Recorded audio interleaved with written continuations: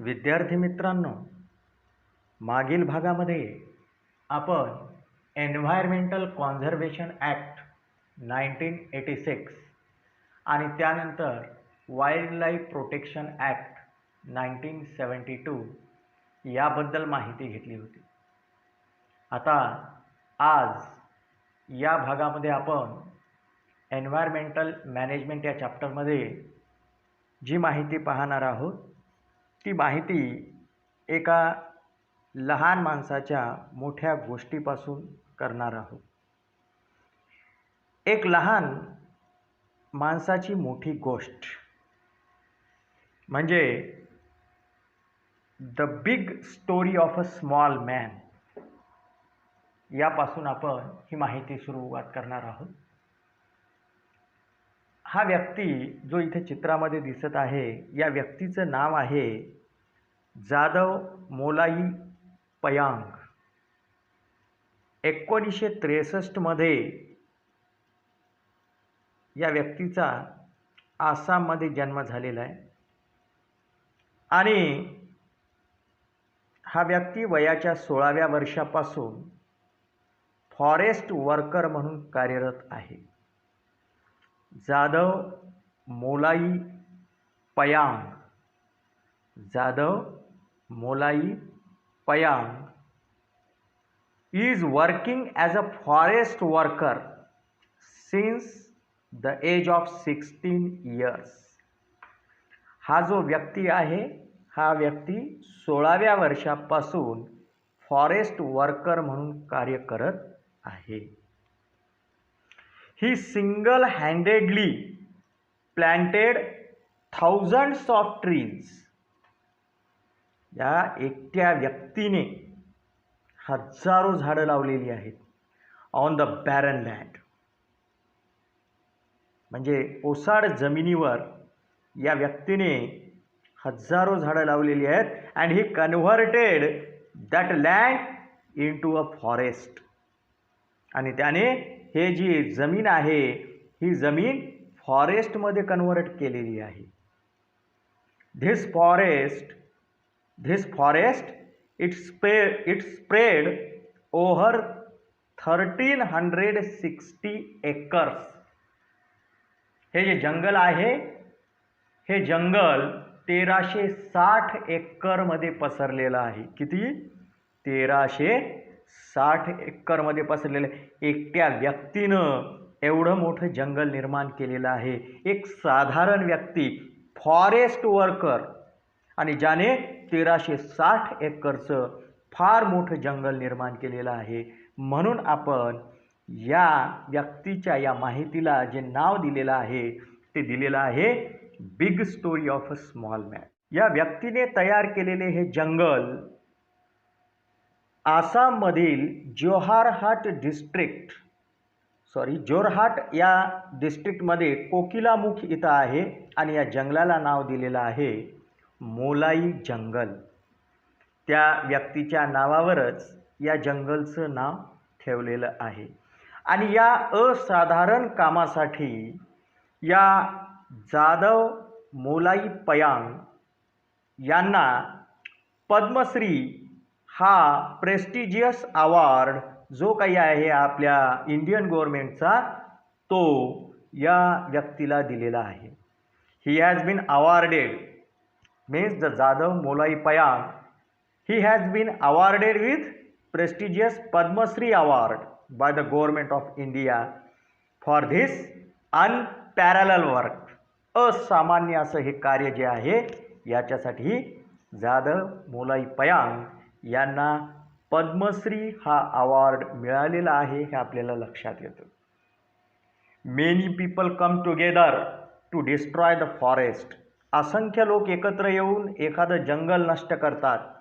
But a single person if determined, जर एखाद्या व्यक्तीने जर ठरवलं तर he can establish a new forest. जर एखाद्या व्यक्तीने ठरवलं तर एक अख्खं जंगल एक व्यक्ती निर्माण करू शकतो. याचं हे उदाहरण आहे. म्हणजे एक सामान्य व्यक्तीसुद्धा एवढी मोठी गोष्ट करू शकतो हे यावरून लक्षात येतं. यानंतर आपल्याला जो पुढील पॉईंट पाहायचा आहे तो आहे environmental conservation and biodiversity. Environmental conservation म्हणजे पर्यावरण संवर्धन अँड बायोडायव्हर्सिटी म्हणजे जैवविविधता. पर्यावरण संवर्धन आणि जैवविविधता या संबंधी आपल्याला इथे माहिती पाहावयाची आहे.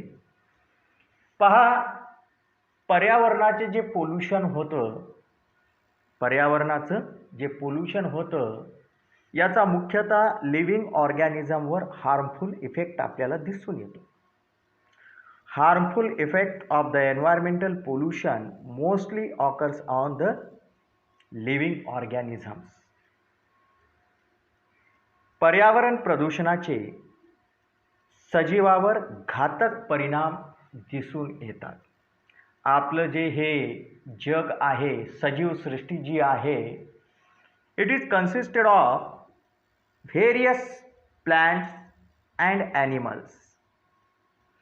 आपली जी ही सजीव सृष्टी आहे याच्यामध्ये प्लॅन्ट आणि ॲनिमल यांच्या असंख्य व्हरायटीज आहेत आणि अशा प्रकारचे हे जे काही व्हरायटीज आहेत यामुळे आपल्याला या पृथ्वी तलावर बायोडायव्हर्सिटी दिसते, म्हणजे जैवविविधता दिसते.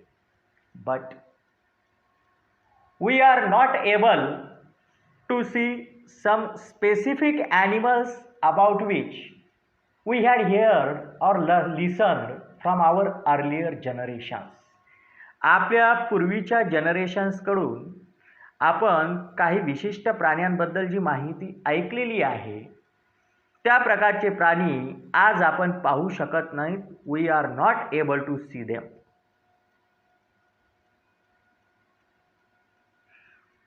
हू इज रिस्पॉन्सिबल फॉर दिस? मग मला सांगा की या प्रकारचे प्राणी आज निसर्गात दिसत नाहीत, ते नष्ट झालेत. मग याला कोण रिस्पॉन्सिबल आहे? याला कोण रिस्पॉन्सिबल आहे? याचं सरळ सरळ उत्तर आहे ह्युमन ॲक्टिव्हिटीज. याला कोण रिस्पॉन्सिबल आहे? ह्युमन ॲक्टिव्हिटीज म्हणजे मानवाच्या कृती.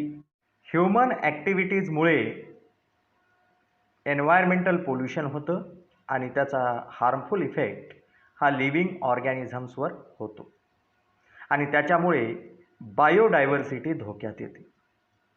बायोडायव्हर्सिटी म्हणजे काय?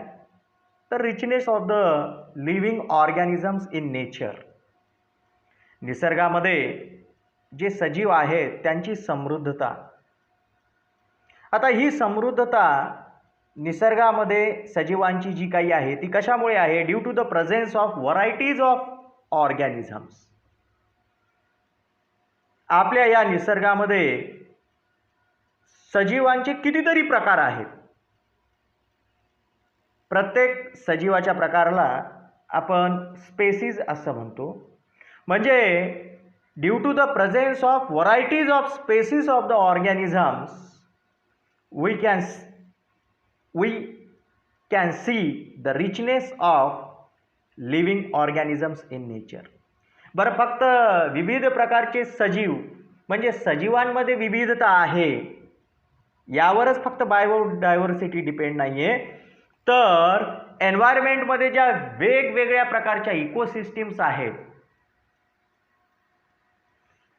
ॲक्वॅटिक इकोसिस्टीम असेल, टेरेस्ट्रियल असेल किंवा एरियल, म्हणजे सांगायचं जर म्हटलं की आपल्या सजीव सृष्टीमध्ये ज्या वेगवेगळ्या प्रकारच्या इकोसिस्टीम्स आहेत, या वेगवेगळ्या इकोसिस्टीम्समध्ये वेगवेगळ्या प्रकारच्या वनस्पती असतात, वेगवेगळ्या प्रकारचे प्लांट्स असतात, ॲनिमल्स असतात आणि मायक्रो ऑर्गॅनिझम्स असतात. आणि त्याच्यामुळे अशा प्रकारच्या इकोसिस्टीम्समध्ये सुद्धा व्हरायटी असल्यामुळे आपल्याला या इकोसिस्टीम्समुळे बायोडायव्हर्सिटी दिसून येते. आणि एवढंच काय, एकाच स्पेसीजमधील ऑर्गॅनिझम्समध्ये सुद्धा व्हरायटी असते, म्हणजे व्हॅरिएशन असतं. उदाहरणामध्ये सांगायचं जर म्हटलं तर पहा की जर आपण जगभरामधील मानव जर ही जात घेतली, म्हणजे स्पेसीज जर घेतली, तर आपल्याला या सर्व मानवांमध्ये डिफरन्स दिसतो. कारण या प्रकारे सर्वांमध्ये आपल्याला जेनेटिक व्हेरिएशन पाहायला मिळतं. म्हणजे सर्व सजीवांमध्ये, म्हणजे एकाच प्रकारच्या स्पेसीज जरी असतील तरी त्यांच्यामध्ये जे सजीव आहेत त्यांच्यामध्ये आपल्याला आनुवांशिक वैविध्य दिसतं, आनुवांशिक विविधता दिसते. आणि यामुळे अर्थातच varieties of organisms, varieties of ecosystems and the genetic variations in the species.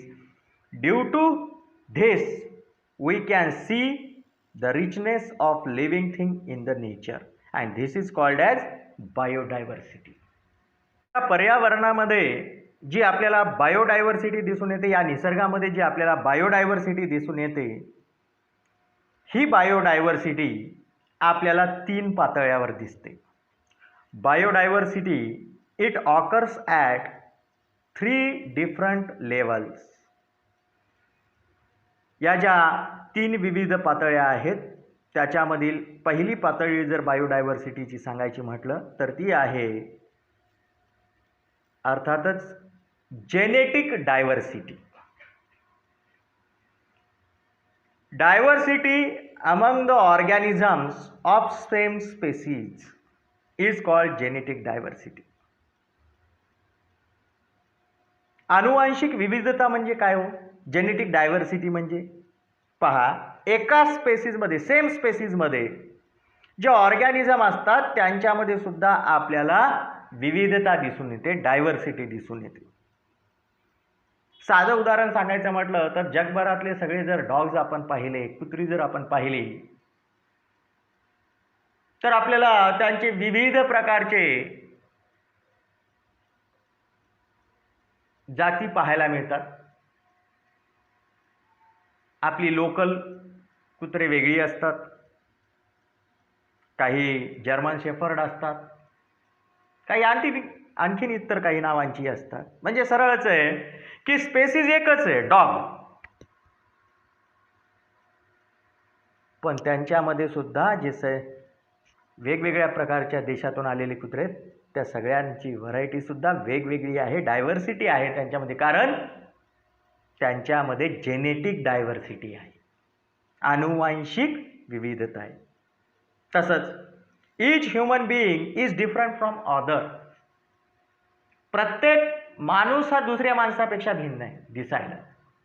आपण ओळखतो ना, हा व्यक्ती कोण, तो व्यक्ती कोण, कारण प्रत्येकाचं दिसणं वेगळं आहे. म्हणजे प्रत्येकांची लक्षणे वेगवेगळी आहेत आणि ही लक्षणे जी वेगवेगळी आहेत, ही जी डायव्हर्सिटी आहे ही जेनेटिक डायव्हर्सिटी आहे. मग बायोडायव्हर्सिटी जी 3 पातळ्यावर आपल्याला दिसून येते त्याच्यातली पहिली पातळी म्हणजे पहिली लेवल ही जेनेटिक डायव्हर्सिटी आहे. दुसरी जी लेवल आहे ती आहे species diversity. Diversity in the species of organisms occur in the nature is called specific diversity. या निसर्गामध्ये ज्या वेगवेगळ्या सजीवांच्या स्पेसीज आहेत, प्रजाती आहेत, त्यांच्यामध्ये आपल्याला विविधता दिसून येते, त्यांच्यामध्ये आपल्याला विविधता दिसून येते. उदाहरणामध्ये डॉग ही एक स्पेसीज आहे, कॅट दुसरी स्पेसीज आहे, मंकी तिसरी स्पेसीज आहे. अशा वेगवेगळ्या प्रकारच्या ह्या स्पेसीज म्हणजे या प्रकारे स्पेसीजमध्ये आपल्याला डायव्हर्सिटी दिसून येते. याला आपण स्पेसीज डायव्हर्सिटी असं म्हणतो. मग वनस्पतीसुद्धा विविध प्रकारच्या आपल्या आजूबाजूला दिसतात. Various types of plants, various types of animals, विविध प्रकारचे प्राणीसुद्धा आपल्याला आजूबाजूला दिसून येतात. And various types of micro organisms. These are the examples of species diversity. तर हे दुसरी बायोडायव्हर्सिटीची आपण लेवल पाहिली. तिसरी जी आहे बायोडायव्हर्सिटीची लेवल ती आहे इकोसिस्टीम डायव्हर्सिटी. एकाच रिजनमध्ये अनेक इकोसिस्टीम असतात आणि प्रत्येक इकोसिस्टीम मधील सजीवांची जी कॅरेक्टरिस्टिक असतात ती डिफरंट असतात. ॲनिमल्स असो, प्लांट्स असो, मायक्रोब्स असो. तर अशा प्रकारे या सजीवांची कॅरेक्टरिस्टिक ही प्रत्येक इकोसिस्टीम मधील या प्रत्येक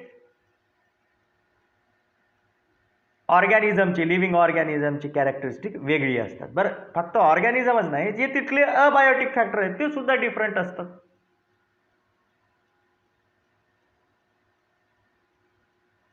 जमिनीवरचे अबायोटिक फॅक्टर, पाण्यातील अबायोटिक फॅक्टर हे वेगवेगळे असतात.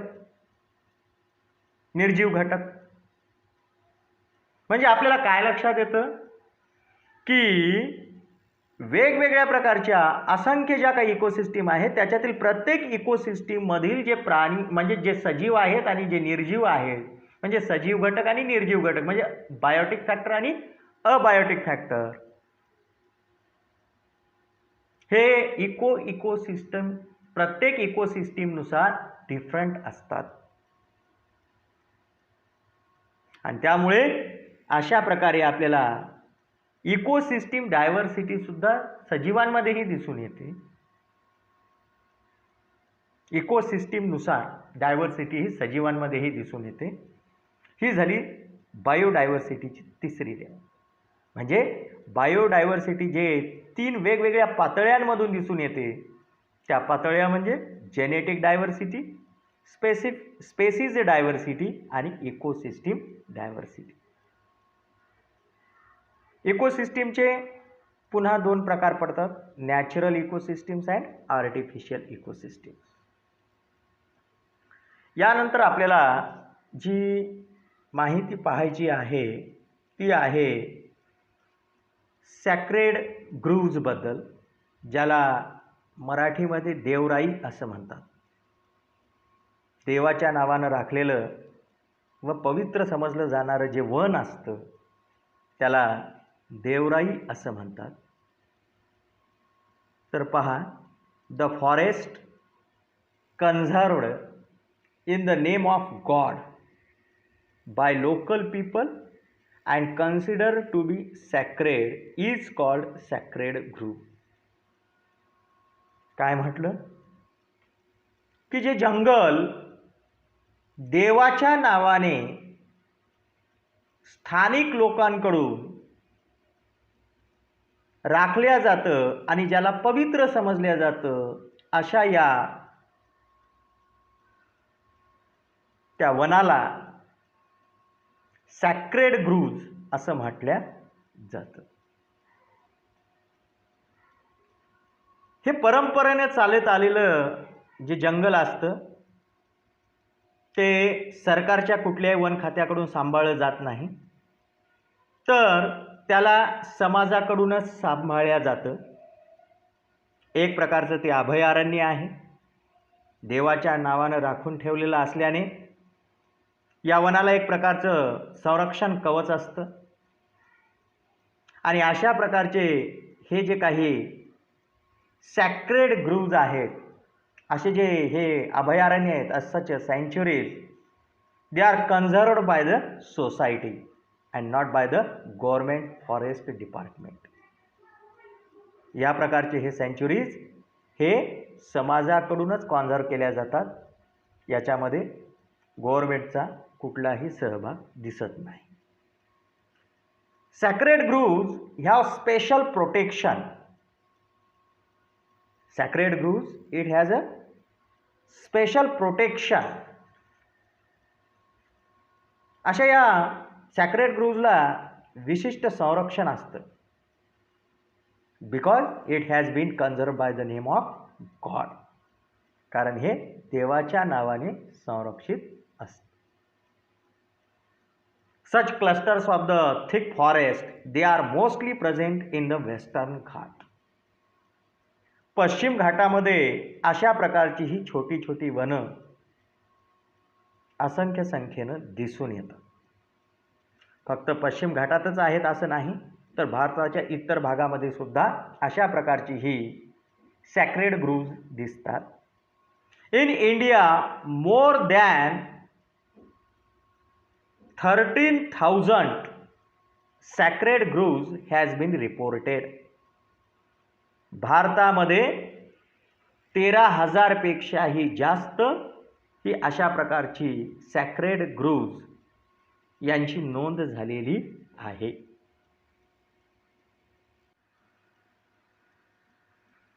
यानंतर या ठिकाणी आपल्याला पुस्तकामध्ये काही सिम्बॉल्स दिलेली आहेत. या सिम्बॉलवरून आपल्याला त्यांची मीनिंग शोधावयाची आहे. म्हणजे हे सिम्बॉल जे आहे, या सिम्बॉलचा उपयोग नेमका कशासाठी होतो आणि याच्यावरून आपल्याला काय माहिती कळते याबद्दलची हे सिम्बॉल आहेत. Find the meaning of those symbols in relation to environment conservation.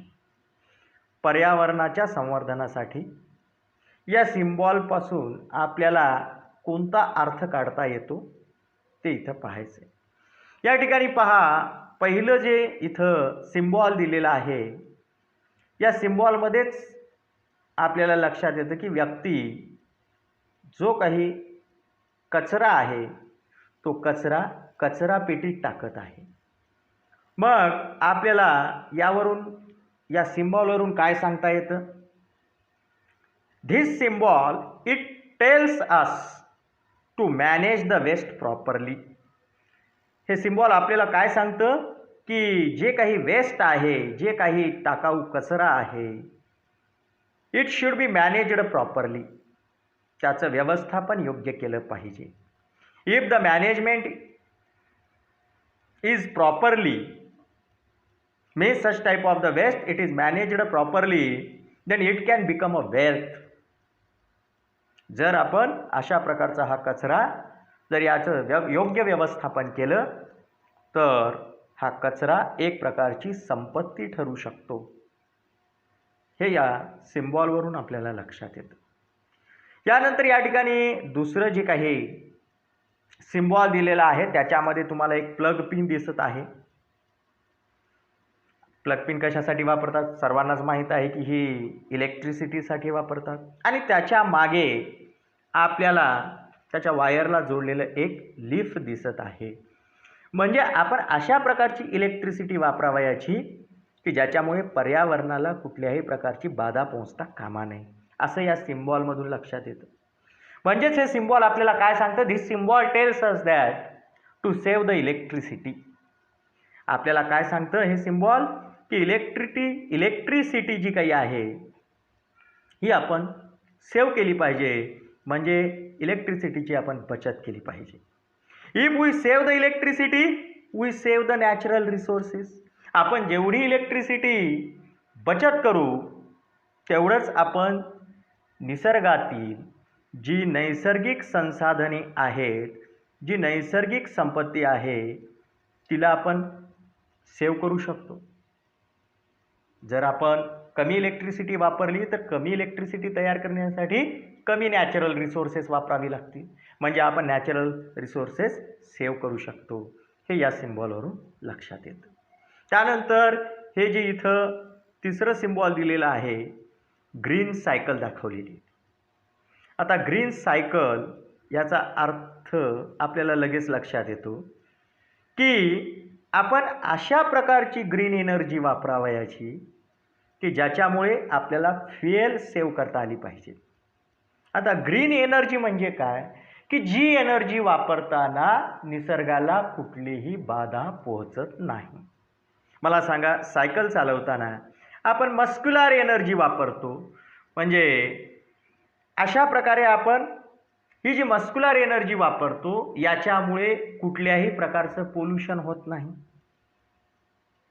म्हणजे सरळच आहे की सायकलिंगसाठी जी एनर्जी वापरली जाते ती ग्रीन एनर्जी असते. आणि सायकलिंग केल्यामुळे म्हणजेच सायकलचा वापर केल्यामुळे आपल्याला फ्युएलची सुद्धा गरज लागत नाही. तुम्हाला माहीत आहे ॲटोमोबाईल व्हेकल्स जे आहेत, स्वयंचलित वाहने जी आहेत, यांना पेट्रोल, डिझेल यासारखी फ्युएल्स लागतात. पण अशा प्रकारे जर आपण ग्रीन एनर्जीचा वापर केला तर आपण अशी फेल्स सेव्ह करू शकतो, हे या सिम्बॉलवरून लक्षात येतं. मग याचा पोल्युशन कॉन्झर्वेशनसाठी काय उपयोग? We can reduce the air pollution. आपण एअर पोल्युशन रिड्यूस करू शकतो, हे यावरून लक्षात येतं. यानंतर जे इथं चौथं सिम्बॉल दिलेलं आहे, सिम्बॉल पाहतानाच आपल्याला लक्षात येतं की हे काय सांगतं आपल्याला? Save the water. This symbol tells us to save the water. Water save करणे या बाबतीत हे सिम्बॉल आहे, हे आपल्याला लक्षात येतं. If the water is saved, जर आपण पाण्याची बचत केली, scarcity of water can be avoided in the future. जी पाण्याची दुर्मिळता आहे, पाण्याची कमतरता आहे, जी फ्युचरमध्ये निर्माण होणार आहे, ती आपण अवॉइड करू शकतो, टाळू शकतो, हे आपल्याला इथं लक्षात येतं. यानंतर आपल्याला या चॅप्टरमध्ये जो पॉईंट दिलेला आहे तो आहे हाऊ कॅन बायोडायव्हर्सिटी बी कॉन्झर्व्ड. म्हणजे जैवविविधतेचं संवर्धन कसं करता येईल. एक 6-7 आपण इथं पॉईंट लक्षात घेऊ, त्यावरून आपल्याला लक्षात येऊन जाईल की बायोडायव्हर्सिटी जी काही आहे ती कशी संवर्धित करायची. पहा, पहिला जो पॉईंट आहे तो या पद्धतीने आहे, protecting the rare species of organisms. ज्या दुर्मिळ जातीचे जे सजीव आहेत त्यांचं संरक्षण करणे. रेअर स्पेसीज, दुर्मिळ प्रजाती ऑफ ऑर्गॅनिझम, सजीवांच्या दुर्मिळ प्रजाती ज्या आहेत त्यांचं प्रोटेक्शन करणे, त्यांचं संरक्षण करणे. जर आपण अशा दुर्मिळ प्रजातींचं संरक्षण केलं तर ते निसर्गात टिकून राहतील आणि त्याच्यामुळे बायोडायव्हर्सिटी कॉन्झर्व्ह केल्या जाईल. यानंतर दुसरा पॉईंट सांगायचा जर म्हटलं तर तो आहे establishing national parks and sanctuaries. National parks म्हणजे राष्ट्रीय उद्याने आणि सँच्युरीज म्हणजे अभयारण्य.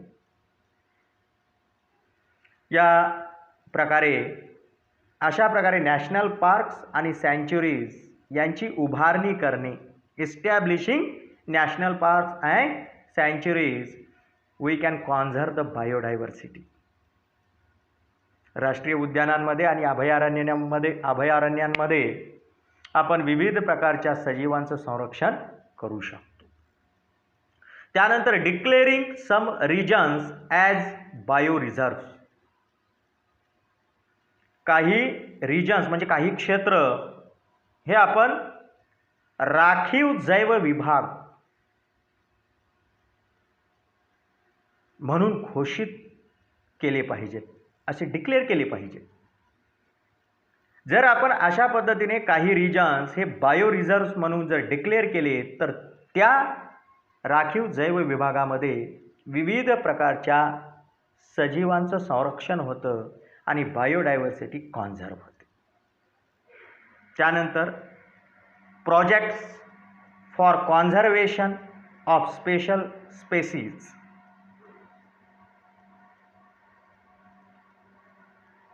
विशिष्ट प्रजातींच्या संवर्धनासाठी काही खास प्रोजेक्ट्स सुरू करणे. some projects, if we run for the special species of the living things, then such living things they can be conserved. जर अशा प्रकारे काही खास प्रकल्प जर आपण विशिष्ट प्रजातींसाठी जर सुरू केले तर त्यांचं कॉन्झर्वेशन होतं, त्यांचं संवर्धन होतं, हे आपण लक्षात घेतलं पाहिजे. त्यानंतर जैवविविधता संवर्धन कसं करता येईल यामध्ये पुढचा point, conserving all plants and animals. जेवढे काही प्राणी आहेत, वनस्पती आहेत, त्यांचं संवर्धन करणे हे सुद्धा महत्त्वाचं आहे. त्यानंतर ऑब्झर्विंग द रूल्स और ओबेइंग द रूल्स. जी काही नियम आहेत, जी काही कायदे आहेत, कॉन्झर्वेशन ऑफ एन्व्हायरमेंट किंवा कॉन्झर्वेशन ऑफ बायोडायव्हर्सिटी, याच्यासाठी जेवढी काही रूल्स आहेत दे शुड बी ऑब्झर्व, त्यांचं पालन केलं गेलं पाहिजे. आणि शेवटचा पॉईंट सांगायचा म्हटलं तर maintaining record of traditional knowledge, जे पारंपरिक ज्ञान आलेलं आहे सजीवांसंबंधी किंवा बायोडायव्हर्सिटी संबंधी, त्याची नोंद करून ठेवली पाहिजे. काही जंगलामधील आदिवासी लोकांना तिथल्या प्राणी आणि वनस्पतींची भरपूर माहिती असते आणि ती त्यांना परंपरेनं माहीत झालेली असते, त्यांच्या पूर्वजांकडून माहीत झालेली असते. अशा प्रकारची ही जी माहिती आहे, अशी जी हे ट्रॅडिशनल नॉलेज आहे, इट शुड बी रेकॉर्डेड, त्याची नोंद करून ठेवली पाहिजे. हे आपण इथं लक्षात घेतलं पाहिजे.